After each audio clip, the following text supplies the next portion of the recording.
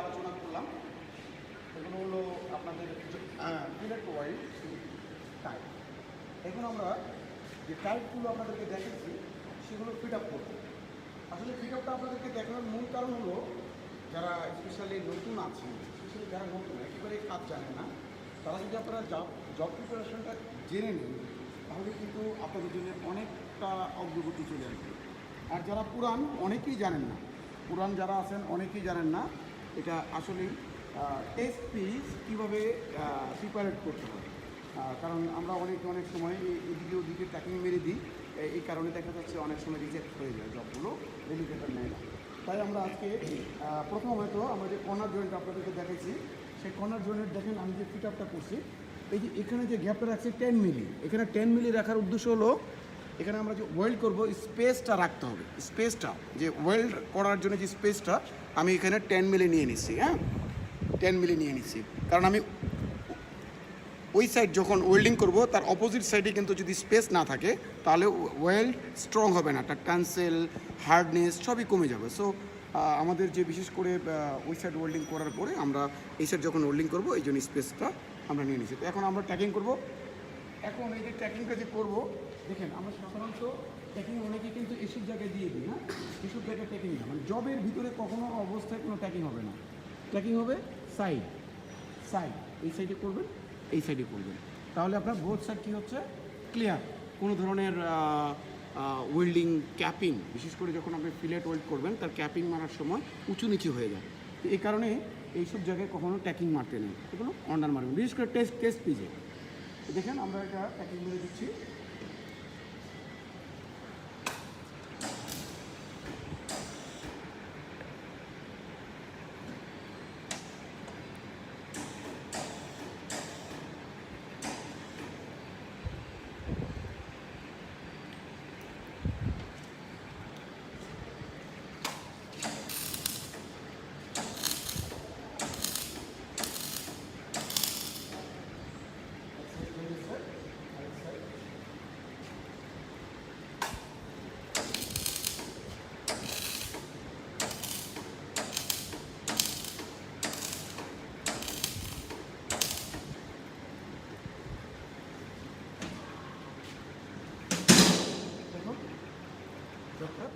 এটা হলো corner zone, এটাকে কর্নার জোন বলা হয়, ঠিক আছে।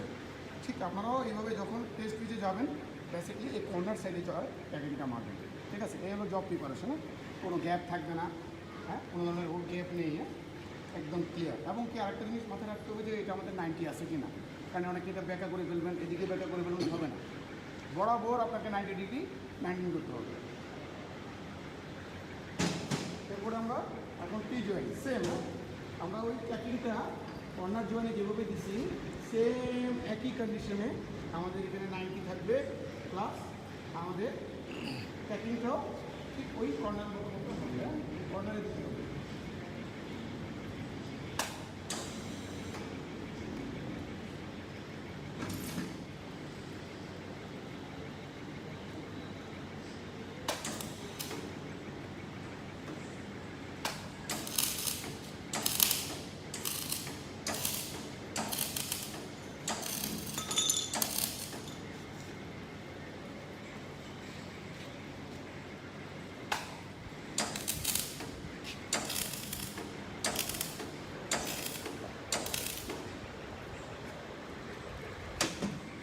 আমাদের ক্লিয়ার রেডি হয়ে গেছে, দেখেন কত সুন্দর ক্লিয়ার। একেবারে আমাদের যেখানে ওয়েল্ডিংটা করব ওখানে দেখেন একেবারে ফ্রেশ, এরকম থাকবে। টেস্ট পিস তৈরি করতে হলে এরকম টেস্ট পিস তৈরি করতে হবে আপনাদের, তাহলে দেখবেন যারা পুরান আছেন স্পেশালি তাদের জন্য বলছি, কারণ নতুন যারা আছে ইনশাল্লাহ হয়তো আগামীতে তারা শিখবে, কিন্তু আপনারা তো অলরেডি শিখে গেছেন, হয়তো ট্রেনিং সেন্টারে আসবেন না, তারপরেও যদি আপনারাও যদি এই জিনিসগুলো ফলো করেন তাহলে কিন্তু আপনারা জব প্রিপারেশনটা অতি সহজে শিখে যাবেন। এবার 3 নম্বর যেটা, এটাকে আমরা বলি লেস জয়েন্ট। অলরেডি আমি ডিসক্রাইব করছি।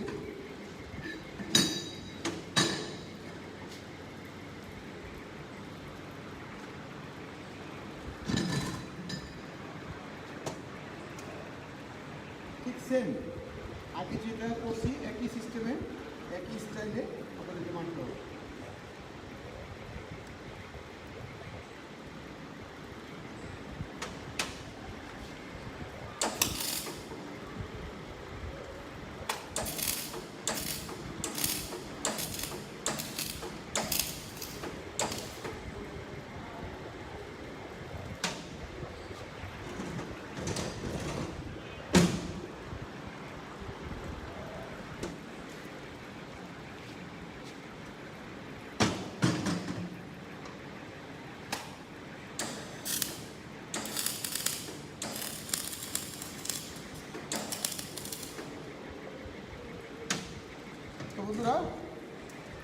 আজকে যে দেখেন এই 3টা জয়েন আমি যে রেডি করলাম, আপনি একটু ভালো করে দেখে নেন। হ্যাঁ, ভালো করে জবগুলো কীভাবে প্রিপারেশন করা হলো, কারণ আমি অ্যাকচুয়ালি আগেই পিক আপ করে দিতে পারতাম, কিন্তু আপনাদের সুবিধার্থের কারণে আমি আপনাদেরকে পিক আপ করে একবার দেখিয়ে দিলাম। আপনারা দেখেন, এটা হলো পি জয়েন্ট, ভালো করে দেখেন পি জয়েন্টটা কোন স্টাইলে, এটা হলো কর্নার জয়েন্ট, এটা কোন স্টাইলে, আর এটা হলো লেফট জয়েন্ট। ক্লিয়ার? তবে হ্যাঁ, এর মধ্যে আপনাদেরকে একটা জানিয়ে দিচ্ছি, আজকে আমরা যে ওয়েল্ডিং করব তার প্রসেসটা, কারণ আমরা যে কোন প্রসেসে মারবো সেটা যদি না জানি তাহলে তো আমরা আসলে ক্লিয়ার হচ্ছে না। তো আজকে আমরা যে প্রসেসটা মারবো সেটা হলো FCAW, flux core arc welding. ঠিক আছে? এতে আমরা যে ওয়্যারটাই ব্যবহার করব সেটা হলো 71T। আপনারা অনেকেই, বিশেষ করে পুরান যারা আছেন ওনারাই জানেন, নতুন হয়তো জানেন না।